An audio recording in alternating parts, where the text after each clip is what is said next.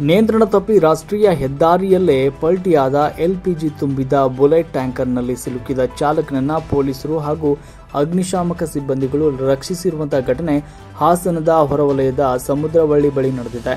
ಮಂಗಳೂರಿನಿಂದ ಬೆಂಗಳೂರಿಗೆ ತೆರಳುತ್ತಾ ಇದ್ದ KA01 AM 2362 ನಂಬರ್ನ ಗ್ಯಾಸ್ ಟ್ಯಾಂಕರ್ ಸಮುದ್ರವಳ್ಳಿ ಬಳಿ ರಾಷ್ಟ್ರೀಯ ಹೆದ್ದಾರಿ 75ರಲ್ಲಿ ಪಲ್ಟಿಯಾಗಿತ್ತು. ಕೆಲಕಾಲ ಡ್ರೈವಿಂಗ್ ಸೀಟ್ನಲ್ಲಿ ಸಿಲುಕಿದ ಚಾಲಕನನ್ನ ಸ್ಥಳಕ್ಕೆ ಆಗಮಿಸಿದ ಪೊಲೀಸರು ಹಾಗೂ ಅಗ್ನಿಶಾಮಕ ದಳದ ಸಿಬ್ಬಂದಿಗಳು ರಕ್ಷಣೆ ಮಾಡಿದ್ದಾರೆ.